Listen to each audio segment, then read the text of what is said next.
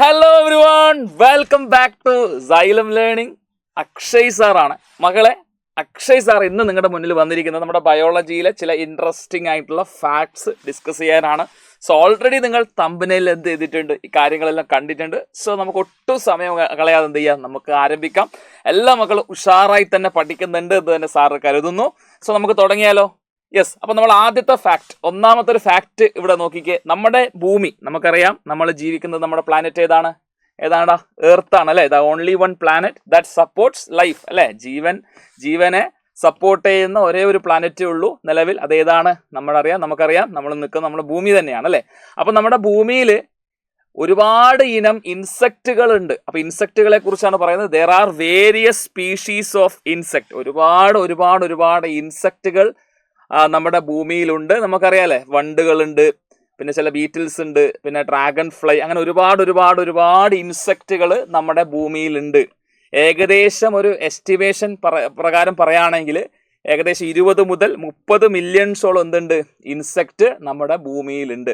നമുക്കറിയാം 1 മില്യൺ എന്ന് പറയുമ്പോൾ 10 ലക്ഷമാണ്. അപ്പൊ നിങ്ങൾ നോക്കിയേ, 20 മില്യൺ എന്ന് പറയുമ്പോൾ 20 × 10 ലക്ഷം, അത്രത്തോളം ഇൻസെക്റ്റ് നമ്മുടെ ഭൂമിയിൽ എസ്റ്റിമേഷൻ ആണ്. 20 മില്യൺ മുതൽ 30 മില്യൺ വരെ ഇൻസെക്റ്റുകൾ ഉണ്ട്. അപ്പൊ നമുക്ക് ചുറ്റിലും നമുക്ക് ഒരുപാട് ഇൻസെക്റ്റുകൾ കാണാറുണ്ട് അല്ലെ. അപ്പൊ നിങ്ങൾക്ക് അറിയാവുന്ന ഇൻസെക്ട് എന്ത് ചെയ്യുക, നിങ്ങൾ കമന്റ് ബോക്സിൽ എന്ത് ചെയ്യുക, രേഖപ്പെടുത്തുക കേട്ടോ. കമന്റ് ബോക്സിൽ നിങ്ങൾക്ക് അറിയാവുന്ന കുറച്ച് ഇൻസെക്റ്റിന്റെ പേര് എന്ത് ചെയ്യുക, എഴുതി വെക്കൂലേ? Yes, ready.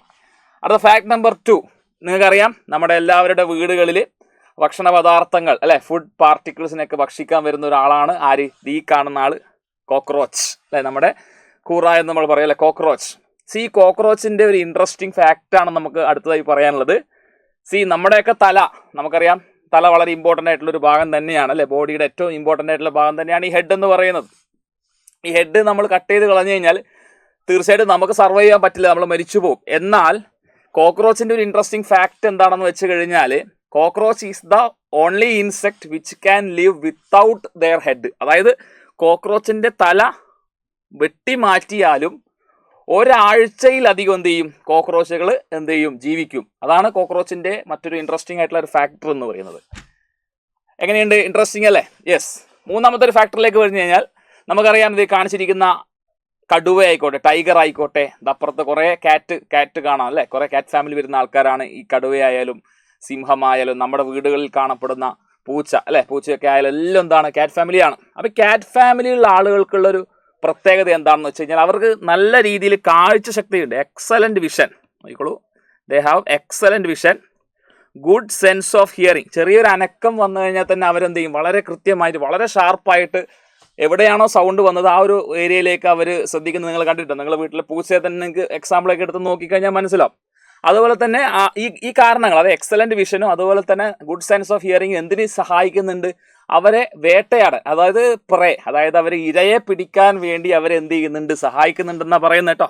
അതെല്ലാ കാറ്റ് ഫാമിലിയിലുള്ള എല്ലാ ആളുകൾക്കുള്ള സ്വഭാവമാണ് എക്സലന്റ് വിഷനും അതുപോലെ തന്നെ നല്ല രീതിയിലുള്ള കേൾവി ശക്തിയും. അത് എന്തിനു സഹായിക്കും? Facilitate detection of pray at night and they are good swimmers. നല്ല രീതിയിൽ നീന്തൽ അറിയാവുന്നവരാണ്.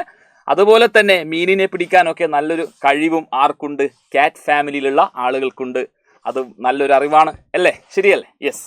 അടുത്ത ഫാക്റ്റിലേക്ക് കിടക്കുമ്പോൾ നാലാമത്തെ ഫാക്ട്, നമുക്ക് എല്ലാവർക്കും അറിയാം, നമ്മൾ എന്ത് ചെയ്യുന്നുണ്ട്, കോട്ടുവായ ഇടാറുണ്ട് അല്ലേ.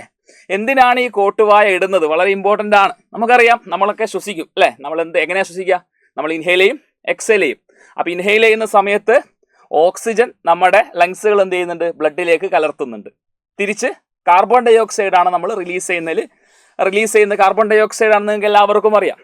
എന്നാൽ നമ്മുടെ തലച്ചോറിൽ ഓക്സിജന്റെ അവൈലബിലിറ്റി കുറയുന്ന സാഹചര്യത്തിൽ, ഷോർട്ടേജ് വരുന്ന സാഹചര്യത്തിൽ തലച്ചോറ് തന്നെ എന്ത് ചെയ്യുന്നുണ്ട്, ഓക്സിജന്റെ ഷോർട്ടേജ് വരുമ്പോൾ ഒരു സിഗ്നല് പുറപ്പെടുവിക്കുകയും അതിന്റെ അടിസ്ഥാനത്തിൽ നമ്മൾ എന്ത് ചെയ്യും, കോട്ടുവായിടും. അപ്പോൾ കോട്ടുവായിടുമ്പോൾ ആക്ച്വലി സംഭവിക്കുന്നത് എന്താ, കൂടുതൽ ഓക്സിജൻ നമ്മുടെ ലെൻസിലേക്ക് എത്തിക്കുക എന്നുള്ള ഉദ്ദേശമാണ്. സോ അതാണ് പറയുന്നത്, yawning help to breathe more oxygen to our lungs.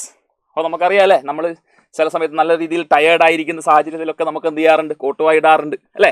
It is involuntary process, നമുക്ക് കൺട്രോൾ ചെയ്യാൻ പറ്റാത്ത, നമ്മുടെ നിയന്ത്രണത്തിൽ അല്ലാത്ത കാര്യമാണിത്. അക്കമ്പനൈഡ് ബൈ എ ലോങ് ഇൻസ്പിരേഷൻ അല്ലെങ്കിൽ inhalation.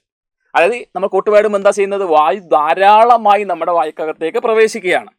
This process occur when the brain send a message about the shortage. അതാണ് പറഞ്ഞത്, ഷോർട്ടേജ് ഓഫ് ഓക്സിജൻ. നമ്മുടെ ശരീരത്തിൽ ഓക്സിജന്റെ അവൈലബിലിറ്റി കുറഞ്ഞു എന്ന് പറയുമ്പോൾ നമ്മുടെ തലച്ചോറ് തന്നെ സിഗ്നൽ വിടുകയാണ്, കൂടുതൽ ഓക്സിജൻ കിട്ടണം എന്നുള്ള രീതിയിൽ യോണിങ് എന്ന പ്രോസസ്സ് നടക്കണം, കോട്ടുവായി ഇടണം എന്നുള്ള രീതിയിൽ നമ്മുടെ തലച്ചോറ് തന്നെ സിഗ്നൽ വരുത്തുന്നതാണ്.